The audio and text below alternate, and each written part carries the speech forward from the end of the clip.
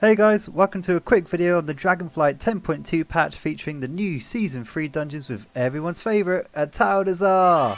So, first things first, we're going to run down the stairs, avoiding the raptors on the left hand side as well as the ones on the right, jumping on the pillar and making sure to avoid the purple patches which will spawn undead raptors, which we really don't want guys, especially on higher keys. Now in situations like this, if you see Razan in an odd position, get the tank to lure him back near the wall and fight him from there, still making sure to avoid the purple blobs. Now the hunter in this video has shown you what bad looks like when you don't jump on that pillar, but it's all good in this run. Once Razan is near the wall, get ready for the first terrifying visage to avoid getting feared.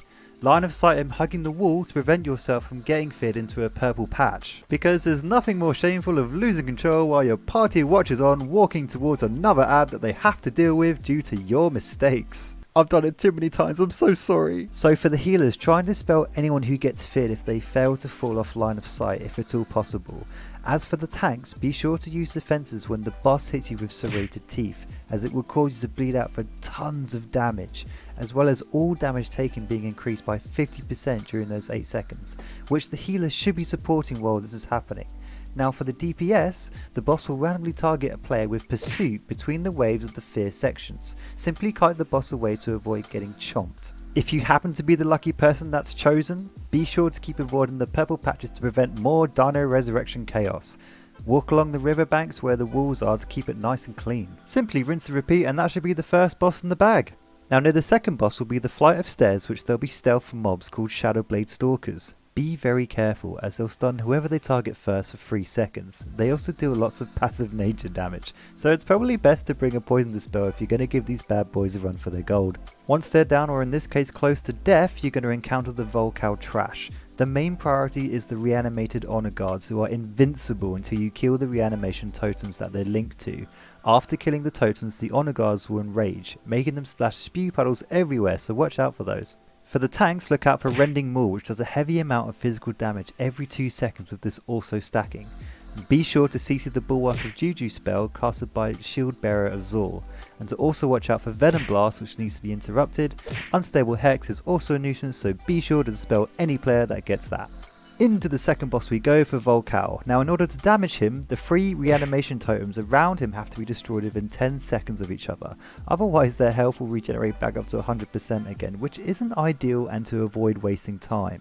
As soon as the 3 totems are destroyed together, Volcan can now be killable. Make sure to be fairly near the tank so that they can kite him slowly around the room, using up as much space as possible to get all the spews slowly build up and not being thrown everywhere. DPS, be sure to interrupt Noxious Stench as soon as you can, because this is not survivable once it fully channels up. When the boss does cast the Noxious Stench, he'll also leave a lingering disease dot, so it's best to organise it with your party on dealing with the damage. So with some clean kiting and interrupts, you'll have this boss done and dusted in no time. Back down the stairs we go to face those pesky pterodactyls and baby raptors. Be sure to interrupt Terrifying Screech, as this will cast a fear to all players, because on high keys even just letting one pop off can cause a bit of calamity and having more chances of trash getting pulled. Simply rinse and repeat along the end of the bridge until facing the next set of trash. So a nice simple one. Well, we say a nice simple one. After the pterodactyls, you'll come across the priestless Atal'dazar trash. The Dazarai honor guard will hit the tank constantly with fervent strike. CC this to stop this casting in general during the fight. For the Dazarai confessor, there are 2 casts to interrupt. One Somebody's Mantle, which causes immunity to all CCs, and Mending Word, which heals the target for 30% of its health. Depending on the utility of the group, always focus on one Somebody's Mantle, because once you interrupt it once, it will no longer be recasted. Like in this scenario, if you pull with both the Juggernaut and Dazarai or Gar in it, watch out for Fiery Enchant, which will dish out a lot of swirlies for the group to avoid and manage. Ideally, interrupting or kicking this is wise for when it starts. Otherwise, the tank is going to get absolutely pummeled by Wildfire, which in situations they'll have to be spot healed. And lastly, the healer mob is the Dazarai Colossus, which they'll randomly target a player with Soul Burn, which again dealing big boy damage.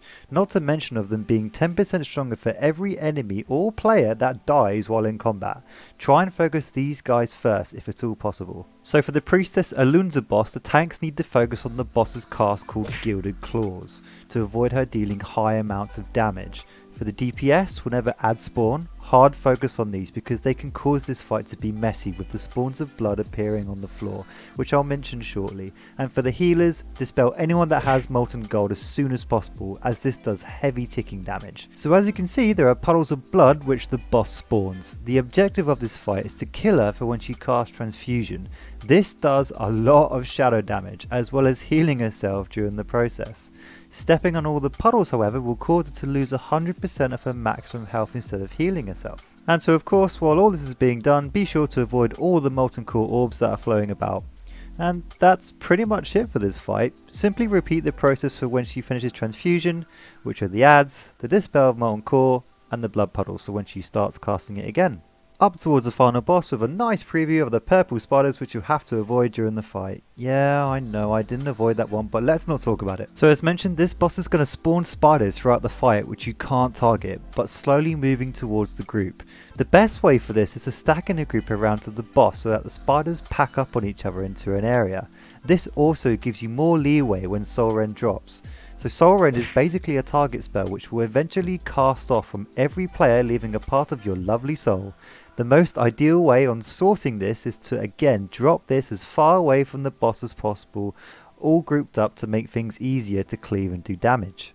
Speaking of damage, for the healers, the players are going to take a lot of it during this whole fight, so any defensives and big cooldowns in sticky situations. Now interrupts are highly important as well for this fight, so DPS, be sure to stop wrecking pain, which again deals a pack-a-punch of damage. If you have a member of your group that has a curse spell in your utility group bag, it's probably best to use it if unfortunately it gets casted. Big boy defensive tanks as Yasma will cast Skewer, which deals a lot of physical damage, but overall the main objective is to ensure that those soul rends are dropped safely with enough time to bin them off and not touching the boss. Repeat the process and that'll be Yasma and the dungeon sorted. Thank you for watching this video guys. I'll be uploading the other season 3 dungeons later on during the patch. Be sure to like and subscribe for more updates and future content.